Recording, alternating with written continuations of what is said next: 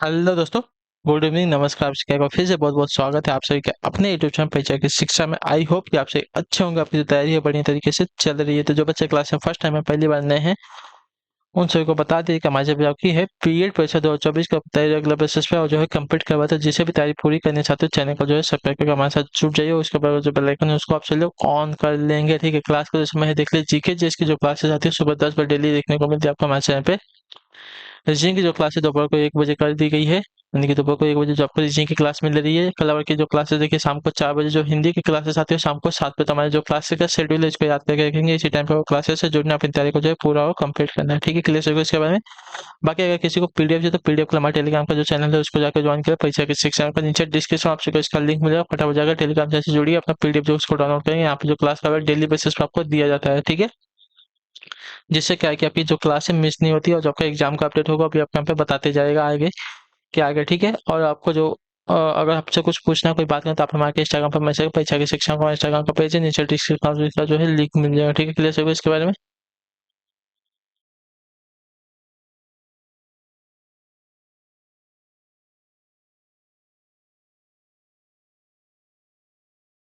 Clear सबको। और आपका जो फॉर्म की बात करें तो यूपी बीएड का जो फॉर्म आ गया है 10 फरवरी से 3 मार्च तक आपका फॉर्म भर जाएगा। तो जाकर से फॉर्म भर दीजिए। ठीक है, 17 अप्रैल को इसका जो है क्या होने वाला है, तो एडमिट कार्ड आएगा और 24 अप्रैल को जो है इसका एग्जाम है। ठीक है, तो चलिए क्लास स्टार्ट है। एक एक क्वेश्चन को ध्यान से देख के उत्तर देने की कोशिश करेंगे, सही उत्तर करो। 75 तक कल आपको इसका कल कराया था, उसके आगे का क्वेश्चन 76 नंबर से। ठीक है, क्या दिया गया क्वेश्चन ध्यान से बताएं। कौन सा उपसर्ग जो है आचार शब्द से पूर्व लगने पर उसका जो है अर्थ जुल्म हो जाता है, बताइए। कौन सा उपसर्ग जो है आचार शब्द से पूर्व लगने पर उसका जो है अर्थ है जुल्म हो जाता है। तो आपका राइट आंसर यहाँ पे हो जाएगा साथियों, अति। ठीक है, अति उपसर्ग जो है आचार शब्द से पूर्व लगने पर जो उसका अर्थ है जुल्म हो जाएगा, यानी कि अत्याचार हो जाएगा। ठीक है, अति उपसर्ग आपका लगेगा आचार में तो आपका क्या हो जाएगा, अत्याचार हो जाएगा। तो अत्याचार का अर्थ क्या होता है साथियों, जुल्म होता है। ठीक है, क्लियर सबको इसके बारे में। ठीक है, अति प्लस आचार हो जाएगा। ठीक है, तो आपका हो जाएगा अत्याचार। तो इसका अर्थ क्या हो जाएगा, जुल्म हो जाता है। ठीक है, अगले क्वेश्चन बढ़ेगा आपका 77 नंबर पे। निशाचर में कौन सा समास है।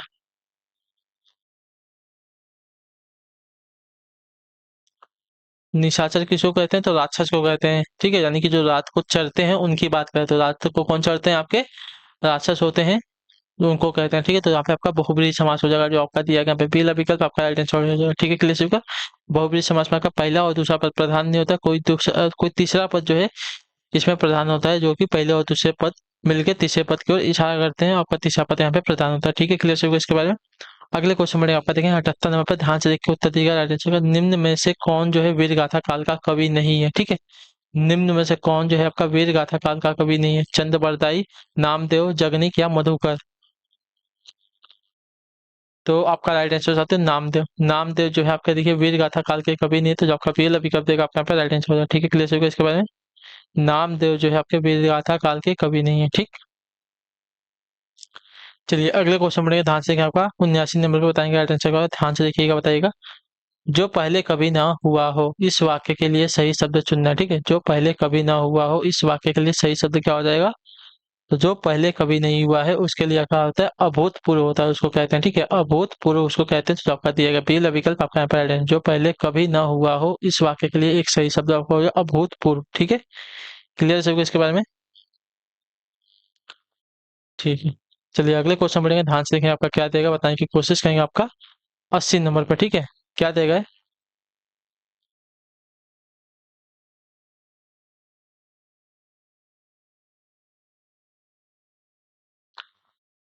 प्रयोग की दृष्टि से सूक्ष्म अंतर व्यक्त करने वाले शब्द क्या कहलाते हैं, बताइए।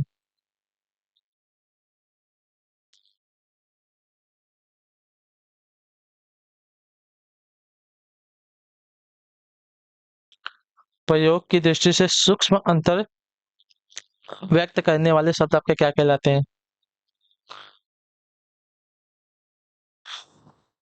तो समानार्थक शब्द कहलाते हैं। ठीक है, जो आपका दिया गया यहाँ पे पहला विकल्प आपका right है। ठीक है, प्रयोग की दृष्टि से सूक्ष्म अंतर व्यक्त करने वाले शब्द आपके समानार्थक कहलाते हैं। ठीक है, क्लियर हो गया इसके बारे में। चलिए अगले क्वेश्चन बढ़ेगा आपका, देखें 81 नंबर पे बताएंगे राइट आंसर क्या है। वल्लभाचार्य किस संप्रदाय के संस्थापक हैं, बताइए। वल्लभाचार्य जो है किस संप्रदाय के संस्थापक हैं साथियों? तो आपका राइट आंसर हो जाएगा यहाँ पे शुद्धता द्वैत के। ठीक है, शुद्धता द्वैत के, तो जो आपका दिया गया यहाँ पे बी वाला विकल्प आपका राइट आंसर। ठीक है, वल्लभाचार्य जो है आपका शुद्धता द्वैत संप्रदाय के जो है संस्थापक हैं। ठीक है, क्लियर होगा इसके बारे में। चलिए अगला क्वेश्चन देखें आपका 82 नंबर पे, ध्यान से देखिएगा, उत्तर दीजिएगा राइट आंसर का। निम्न में से किस पुस्तक में जो है भ्रमर गीत का जो है प्रसंग है? बताइए, निम्न में से किस पुस्तक में जो है भ्रमर गीत का प्रसंग हुआ है? तो आपका राइट आंसर हो जाएगा साथियों यहाँ पे सूर सागर में। ठीक है, सूर सागर पुस्तक में जो आपका भ्रमर गीत का प्रसंग हुआ है, तो जो आपका दिया गया यहाँ पे सी वाला विकल्प 82 पे आपका राइट आंसर हो जाएगा। ठीक है, क्लियर होगा इसके बारे में।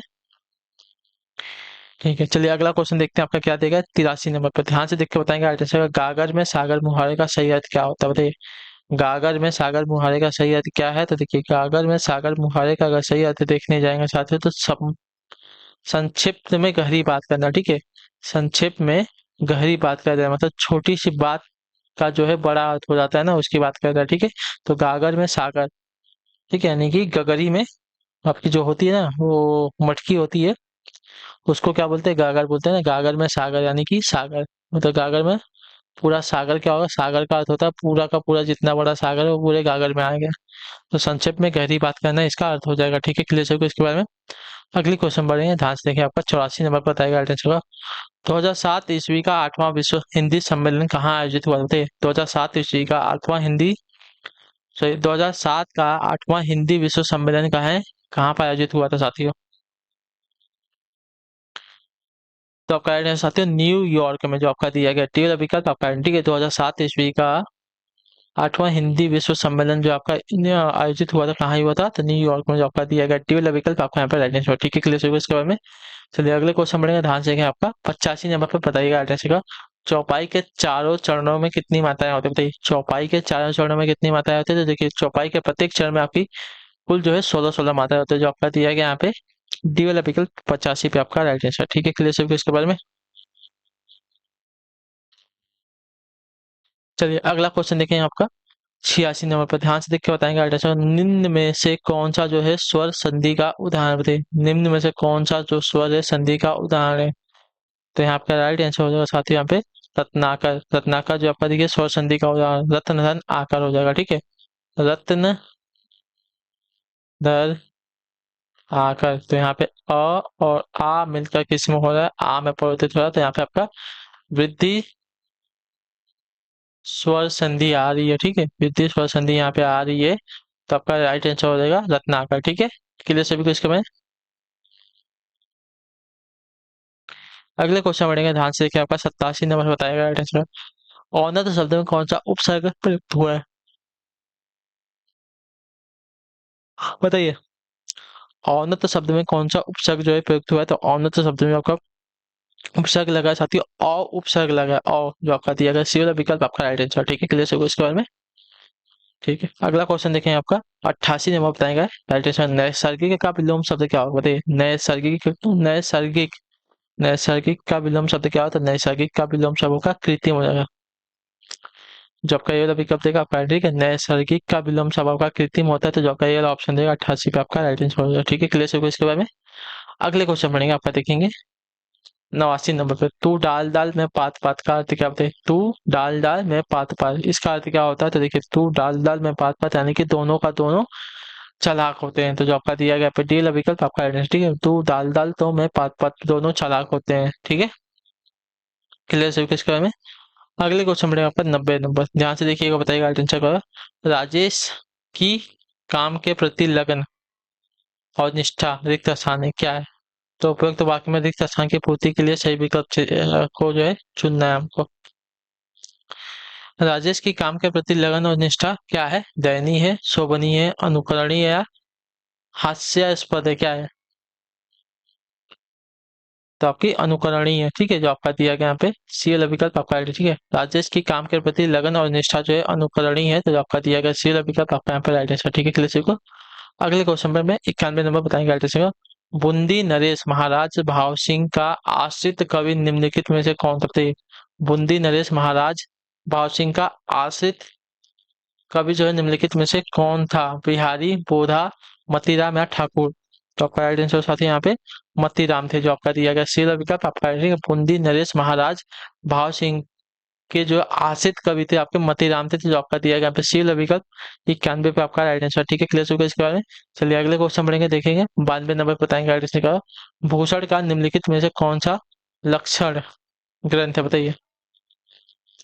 भूषण का निम्नलिखित में से कौन सा जो है लक्षण ग्रंथ है, तो आपका राइट आंसर हो जाएगा साथ ही यहाँ पे शिवराज भूषण, जो आपका दिया गया यहाँ पे ये वाला विकल्प आपका राइट आंसर। भूषण का जो है शिवराज भूषण जो है लक्षण ग्रंथ है, तो जो आपका दिया गया यहाँ पे ये वाला विकल्प आपका राइट आंसर हो जाएगा। ठीक है, क्लियर हो गया इसके बारे में। चलिए अगले क्वेश्चन बढ़ेंगे ध्यान से, कि आपका 93 नंबर बताएंगे राइट आंसर क्या हो जाएगा। ध्यान से देखिएगा, निम्नलिखित में से किस रचना की सर्वाधिक टीकाएं लिखी गई हैं, बताइए। निम्नलिखित में से किस रचना की सर्वाधिक टीकाएं लिखी गई हैं, तो आपका राइट आंसर हो जाएगा साथियों, सर्वाधिक टीकाएं जो है लिखी गई हैं बिहारी सत्तसई की। ठीक है, बिहारी सत्तसई की जो है सर्वाधिक टीकाएं लिखी गई हैं, तो जो आपका दिया गया यहाँ पे बी वाला विकल्प 93 पे आपका सही उत्तर हो जाएगा। ठीक है, क्लियर हो गया इसके बारे में। चलिए अगले क्वेश्चन बढ़ेंगे ध्यान से, देखें आपका 94 नंबर बताएंगे आंसर क्या हो जाएगा। वीर गाथा काल के कवि नहीं है कौन, जगनीक नामदेव मधुकर चंद्रपाल राय। वीर गाथा काल के कवि कौन नहीं है, तो वीर गाथा काल के कवि आपके यहाँ पे हो जाएंगे नामदेव नहीं है, जो आपका दिया गया यहाँ पे बी वाला विकल्प आपका नामदेव जो आपके व्यक्ति भक्ति काल के कवि हैं। ठीक है, इतना याद रखेंगे। ठीक है, अगले क्वेश्चन बढ़ेंगे 95 नंबर, ध्यान से देखिएगा उत्तर दीजिएगा राइट आंसर क्या होगा। हिंदी कविता को छंदों की परिधि से मुक्त कराने वाले थे कौन, बताइए। हिंदी कविता को जो है छंदों की परिधि से मुक्त कराने वाले कवि कौन थे, तो सूर्यकांत त्रिपाठी निराला, जो आपका दिया गया सी वाला विकल्प आपका यहाँ पे राइट आंसर। ठीक है, हिंदी कविता को जो है छंदों की परिधि से मुक्त कराने वाले आपके कवि थे सूर्यकांत त्रिपाठी निराला। ठीक है, क्लियर सभी को इसका तो जो आपका सी वाला ऑप्शन दिएगा 95 पे आपका राइट आंसर। ठीक है, क्लियर। अगला क्वेश्चन 98 नंबर, अमेधा उत्तम काव्य है, मध्य लक्षणालीन, अधम व्यंजना रस विरस, उल्टा कहत नवीन। यह पंक्ति किसकी है, बताइए। अमेधा उत्तम काव्य है, मध्य लक्षणालीन, अधम व्यंजना रस विरस, उल्टा कहत नवीन। यह पंक्तियां जो है किसकी हैं, यह पंक्तियां जो है साथियों आपकी हैं देव की, तो जो आपका दिया गया यहाँ पे डी वाला विकल्प आपको दिख नहीं रहा होगा, तो डी वाला जो विकल्प देगा यहाँ पे आपका यहाँ पे राइट आंसर होगा। ठीक है, क्लियर को। अधिमा अमिधा, अमिधा उत्तम काव्य है। ठीक है, अमिधा उत्तम काव्य है, मध्य लक्षणालीन, अधम व्यंजना रस विलत, उल्टा कहत नवीन। तो यह जो पंक्तियां हैं साथियों आपकी देव की हैं, तो जो आपका डी वाला विकल्प देगा आपके यहाँ पे राइट आंसर। अगले क्वेश्चन बढ़ेंगे 97 नंबर पर, ध्यान से देखिएगा उत्तर देगा राइट आंसर का। चरण कमल में कौन सा रस है, बताइए। चरण कमल में कौन सा रस है, तो चरण कमल में जो आपका देखिए कर्मधारय रस हो जाएगा, जो आपका दिया गया यहाँ पे राइट आंसर हो जाएगा। ठीक है, क्लियर। विशेष और विशेषण का यहाँ पे संबंध रहता है। ठीक है, कर्मधारय समास में। अगले क्वेश्चन में आपका 98 नंबर बताएंगे राइट आंसर क्या हो जाएगा। अंग्रेजी शब्द जो है ड्राफ्टिंग का भारत सरकार द्वारा स्वीकृत हिंदी अनुवाद क्या है, बताइए। अंग्रेजी शब्द ड्राफ्टिंग का जो है भारत सरकार द्वारा स्वीकृत हिंदी अनुवाद क्या है, तो ड्राफ्टिंग का हिंदी अनुवाद आपका हो जाएगा प्रारूपण।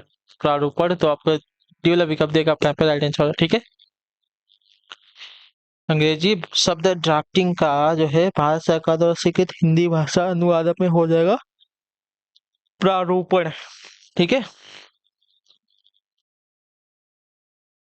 अगला क्वेश्चन देखें यहाँ पर 99 नंबर, ध्यान से देखिएगा बताइएगा। तो सूफी संतों की अनहलक की घोषणा किससे मिलती जुलती, बताइए। सूफी संतों की अनहलक की घोषणा जो है किससे मिलती जुलती है, तो आपका राइट अद्वैतवाद से, जो आपका दिया गया डी वाला विकल्प आपका यहाँ पे राइट आंसर। ठीक है, क्लियर हो इसके बाद अगले क्वेश्चन बनाएंगे 100 नंबर पे, ध्यान से देखिएगा बताइएगा राइट आंसर क्या हो जाएगा। किस भाषा में जो है संस्कृत के तत्सम शब्दों का जो है प्रयोग नहीं होता, बताइए। किस भाषा में जो है संस्कृत के तत्सम शब्दों का प्रयोग नहीं होता है, तो आपका राइट आंसर हो जाएगा साथ ही यहाँ पे उर्दू भाषा में, जो आपका ये वाला विकल्प देगा आपका राइट आंसर। ठीक है, क्लियर हो इसके बारे में।